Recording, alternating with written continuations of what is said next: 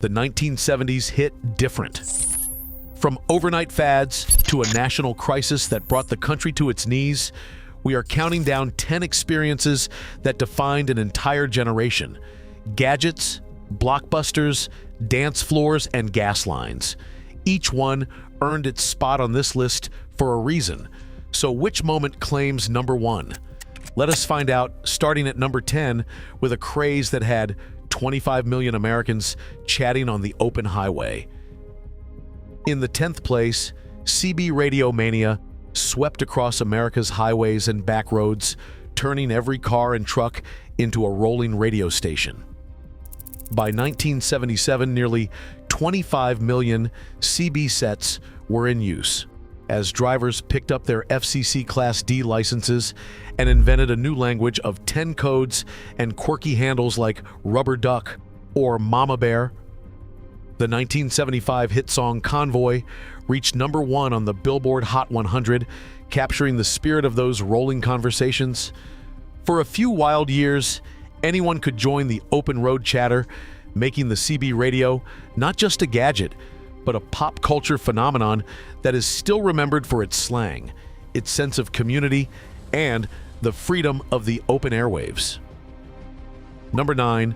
Mood rings swept through schools and shopping malls in a flash of color-changing mystique.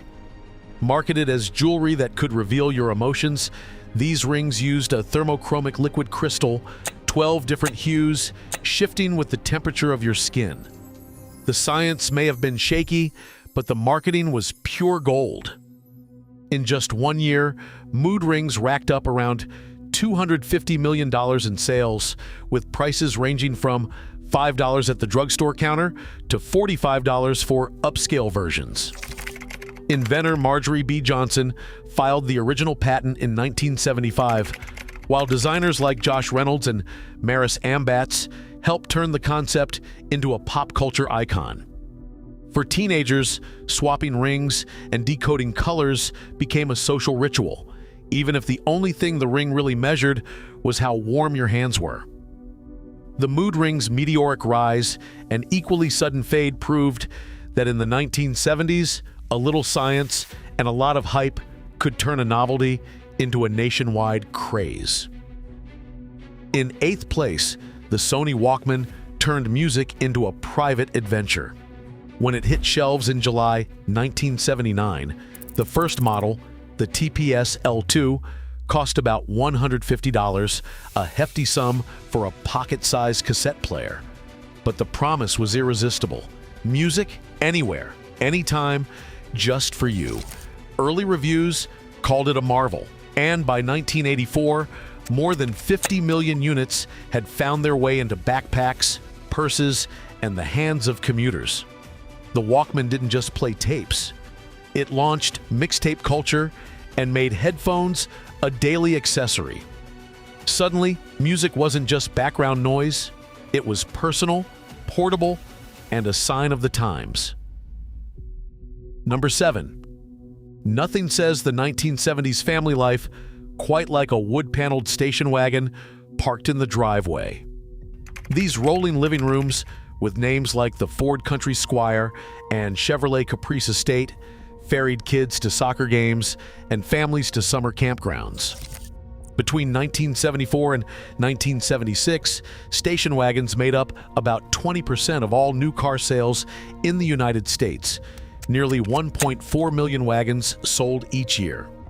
8-passenger layouts, complete with rear-facing third-row seats, turned every road trip into an adventure.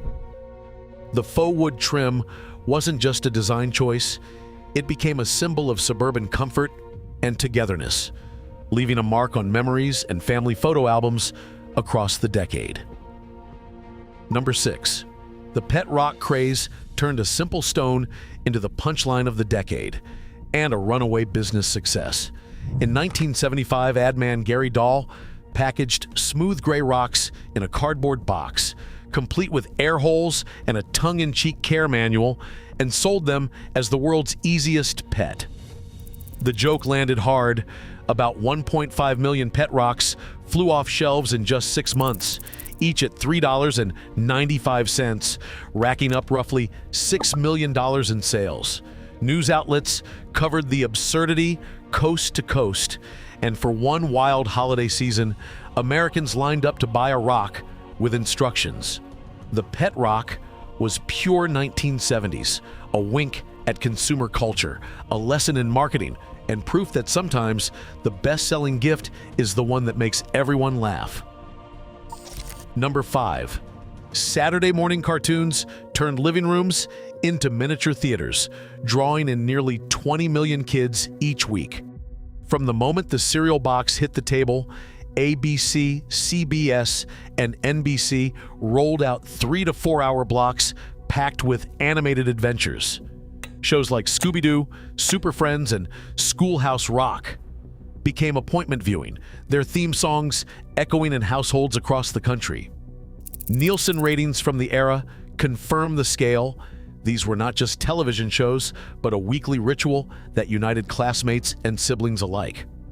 Advertisers took notice, filling commercial breaks with toy and cereal ads aimed squarely at young viewers. The blend of slapstick, superheroes, and catchy educational public service announcements made Saturday mornings feel like a holiday, setting the stage for the blockbuster media moments that would soon follow.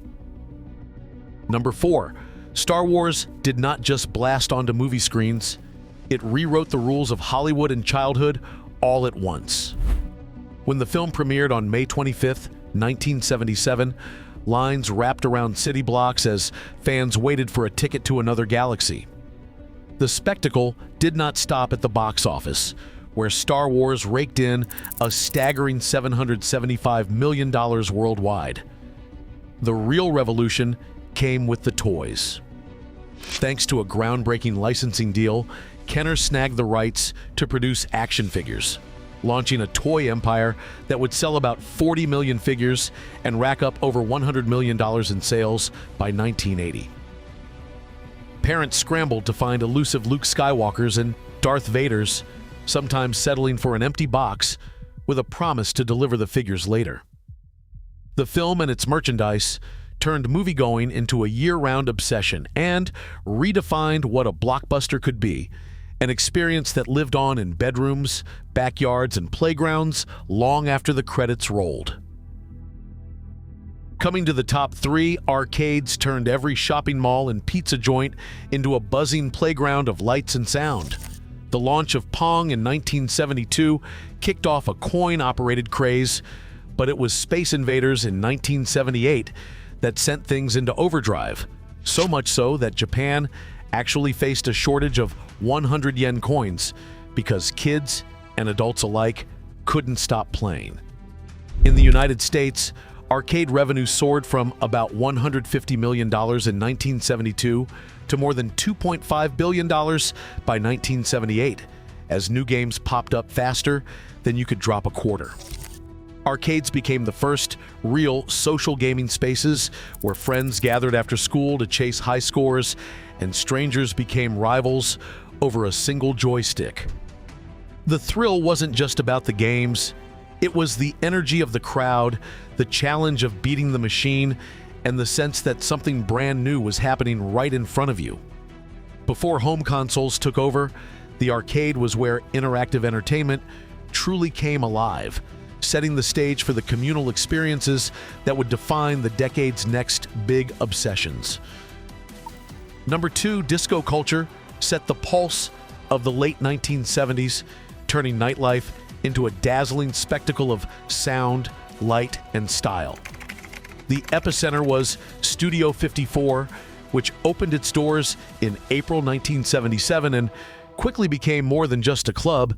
It was a cultural landmark where celebrities, artists, and everyday revelers mixed under spinning mirror balls. Each night, as many as 1,400 guests packed the dance floor, driving nightly revenue to an astonishing $30,000 to $40,000, figures that marked disco as a serious economic force. The music was everywhere. The Bee Gees' "Stayin' Alive" became an anthem, and the Saturday Night Fever soundtrack sold a staggering 40 million copies worldwide, its rhythms Echoing from Manhattan to small-town roller rinks, disco's reach went beyond music, shaping fashion with sequins, platform shoes, and bold colors, and creating spaces where race, gender, and sexuality blended in ways rarely seen before. But the fever burned hot and fast. By July 1979, the backlash erupted at Disco Demolition Night in Chicago, when thousands of records were blown up in a baseball stadium riot, signaling a sharp turn in public taste. Even so, for those who lived it, the disco explosion remains unforgettable. A glittering, high-energy moment when the night belonged to the beat. And finally, in first place, the oil crisis from 1973 to 1974 brought the decade's most unforgettable hardship to the American doorstep. On October 17, 1973, OPEC's embargo triggered a shock that rippled through every city and suburb. Overnight, the price of gasoline jumped from around 38 cents to 55 cents per gallon, a leap of nearly 44%. Lines at gas stations stretched for blocks, sometimes lasting hours, as odd-even rationing rules determined who could fill up on which days. The Emergency Petroleum Allocation Act gave the federal government sweeping power to control fuel distribution, and the newly created Federal Energy Office issued daily memos trying to keep panic at bay. For months, the simple act of getting to work or school became an exercise in patience and uncertainty. The embargo was finally lifted in March 1974, but its lessons lingered, reshaping energy policy and sparking a new national conversation about conservation and self-reliance. The sight of those endless lines at the pump remains a defining memory of the 1970s, a reminder of how quickly the world could change and how deeply it could be felt in everyday life. Across all 10 unforgettable moments, one thing stands out. The 1970s were a decade of rapid change, but also of shared rituals. Whether it was music, technology, or quirky trends, these experiences united a generation. Nostalgia is not just remembering, it is proof that culture leaves a lasting mark. What's your favorite memory?